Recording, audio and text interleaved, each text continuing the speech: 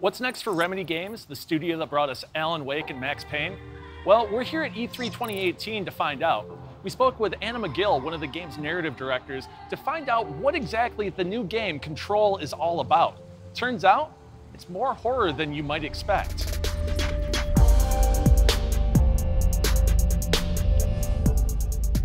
The oldest house is a shifting place. There are rules and rituals. You can keep traveling deeper. So the Federal Bureau of Control is a secretive government agency. They research supernatural phenomena, essentially. They go out into the world and they find altered objects or altered items or objects of power, which I will tell you more about in a minute. And they bring those back to the Bureau, to the oldest house, which is their headquarters. And they research them and try to find out why they do the things that they do. And so the oldest house itself is a place of power. It is an ever-expanding, shifting, kaleidoscoping, if you will, world within a location. So even though it looks like this big, square, brutalist tower in the middle of Manhattan, there's actually an entire world inside of it that Jesse can explore and go on adventures in. There are a lot of mysteries and secrets within the oldest house that Jesse must understand and piece together and make sense of in order to regain control of the building, recapture it from the Hiss, who have made it go out of control. And so these are archetypal symbols that guide her on her way, if you will. The Hiss is actually an otherworldly force. The shimmer that you saw in the air, that is really the Hiss. And what it's doing is possessing and corrupting Bureau agents. And so that manifests itself in many different ways. You see them floating in the air like unripe fruit. You see them fighting Jesse in many forms. I mean, as agents, as the Tempest that you saw at the end, the big brutal beast who tore the room apart. So yeah, so depending on the agent, it can take on different forms and they'll look differently.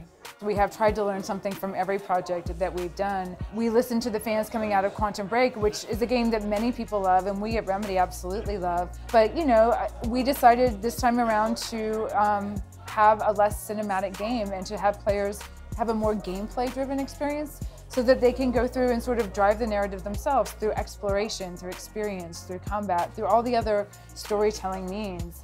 And so while there are cinematics in the game, and certainly we're trying to make the most of them, we have some plans to use them in some very exciting ways and to use them judiciously and to not let that be perhaps the bulk of the experience. But they will absolutely be in there and hopefully be very interesting to people. Going forward, never backward. I'm in control. I will find the way.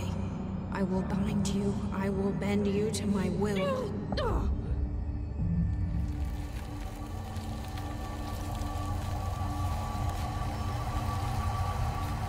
Yes.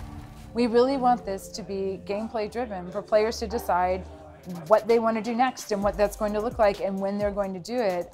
It's certainly possible. You know, we don't have to reinvent the wheel on how to tell a narrative that's not linear. Those examples are out there. But again, we're trying to put our own spin on it and make it fun and interesting. And I think it's certainly possible for players to just go through the house, and we want to encourage it, to find things like the Black Pyramid and discover what they mean and to learn the story that way. And I think there's a lot of that for the people who want to play the game that way. Jessie Faden is Sam's character. I love her so much. She's just the right character for this story, and I think that was really important to us, that when the time came along and the story was right, this was the character that we would create. And it has to be Jessie, and it has to be experienced the way she experiences it in this game. So yeah, I mean, I think the story came first, and then the character sort of arose out of the needs of what that was, and which is, I think, how it should be. Brutalism, obviously, very symmetrical, very blocky, very strong straight lines, has been an influence on the game. You can see its presence in the world, certainly. But that's also that symmetry you will see a lot in our cinematics, and the very sort of clean lines. So that's been an influence. For the writing team, for Sam and I narratively, New Weird has been our biggest influence. So like Vandermeer's Annihilation, for example. But that's sort of that sense of awe that you get of taking these familiar tropes that you find in science fiction and horror and speculative fiction and twisting them into something completely unexpected that feels exciting and new, like nothing you've ever seen before. That's what's driving us and that's what's inspiring us. It's this whole idea of trying to make something that feels unexpected. The combat is challenging and the narrative is challenging, and people should go into this expecting to really have to think a little bit about how to progress through the game and how to interpret things, and that's what we want. The people who work on the game play other games, and we try to include elements that we like or that we enjoyed that we think will be helpful when we're playing ours. So yes, there absolutely is a Metroidvania influence in this, but it's also just it's a sort of a result of being in the oldest house. And Jessie's story in it. She simply doesn't have the ability to reach things, and that's just how the house is, and you know, that's part of the experience.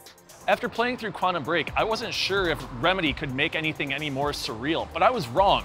Control looks ridiculous. There are so many things breaking apart and putting back together. There are people hanging in the air like rotted fruit. It's very strange, but it all looks super cool, and I can't wait to see more.